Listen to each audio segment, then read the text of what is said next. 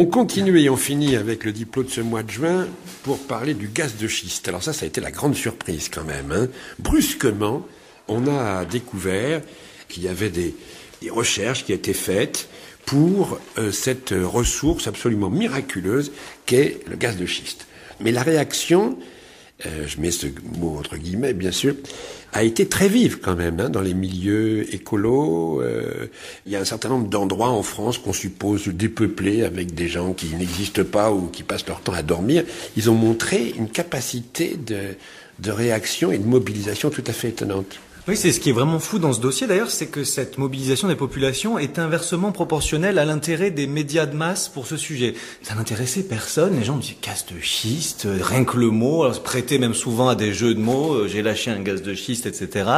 Alors que concrètement sur le terrain, à partir de décembre dernier, et d'une manière effectivement fulgurante, il y a eu une mobilisation de citoyens, ça s'est beaucoup localisé, effectivement c'est parti du Larzac, les Cévennes, mais ça s'est très vite étendu l'Ardèche, jusqu'en Seine-et-Marne pour le pétrole de schiste. Voilà, et également en Seine-et-Marne pour le pétrole de schiste, où là les projets sont beaucoup plus avancés que les forages de gaz de schiste, et où il y a eu cet immense réseau qui a en fait permis de porter dans le débat public et de porter au premier poste de l'intérêt politique cette question extrêmement technique, extrêmement complexe des gaz de schiste pour qu'on se retrouve avec un unanimisme quasiment jamais vu, courant mars, de l'UMP, le PS et le Parti radical de Borloo qui proposent chacun une loi d'interdiction totale de l'exploitation de ces hydrocarbures et également qui envisage l'abrogation des permis qui ont été attribués.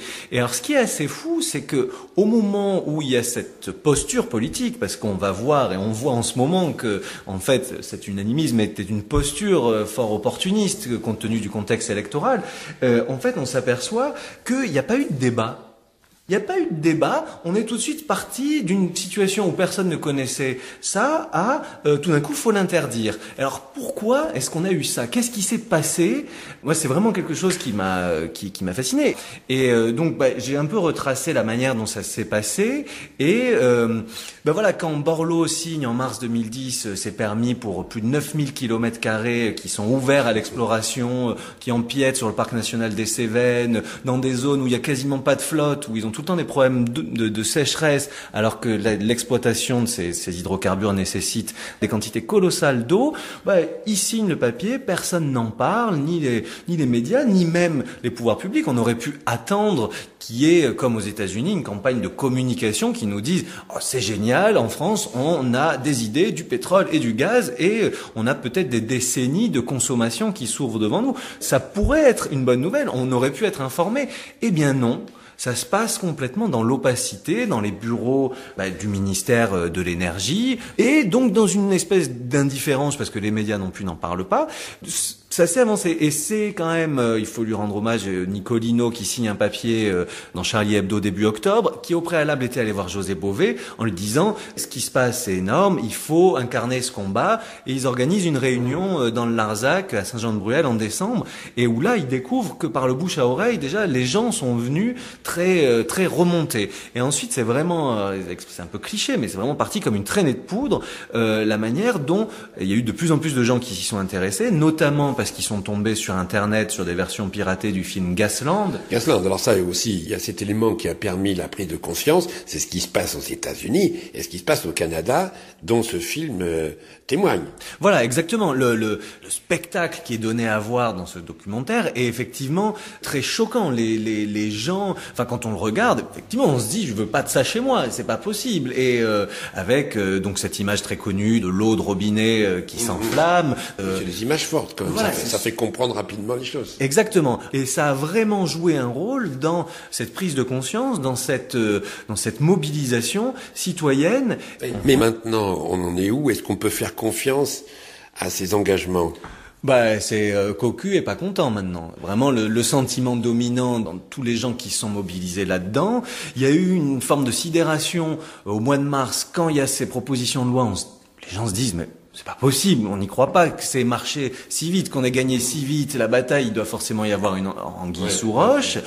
Et en fait, qu'est-ce qui s'est passé? Le 2 mai a été présenté un texte qui résultait de la fusion de ces 3 textes de l'UMP, du Centre et du PS à l'Assemblée. Introduction d'amendements. On était parti donc à la base sur une interdiction de l'exploitation. En fait, on passe juste là sur une interdiction de la technique de fracturation hydraulique qui sert à faire remonter le gaz. Ouais. Là, donc déjà à l'Assemblée, on passe plutôt à fracturation hydraulique, c'est vrai, ça consomme beaucoup d'eau. On voit aux États-Unis que ça se passe pas très bien, donc faudrait l'interdire. Mais on va quand même pas se priver d'exploiter des ressources qui sont potentiellement si importantes. Donc, si c'est dans un cadre scientifique, ok, on y va, bien encadré, etc. Faites-nous confiance, faites confiance. Sécurité. Voilà, sécurité et recherche scientifique.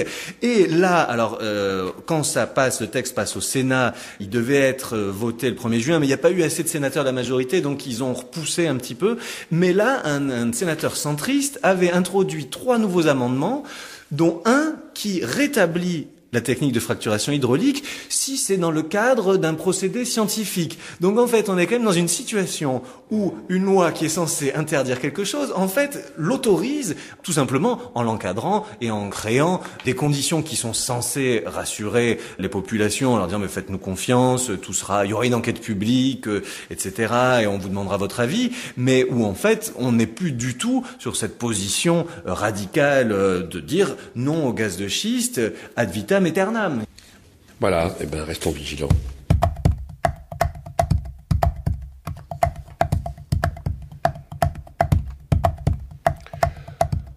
Voilà, restons vigilants. Merci à tous. Serge Alimi, François Gérard Dumont, Emmanuel Raoul, Antoine Schwartz et Philippe Descamps. Merci à tous. C'était notre numéro mensuel avec l'équipe du Monde diplomatique.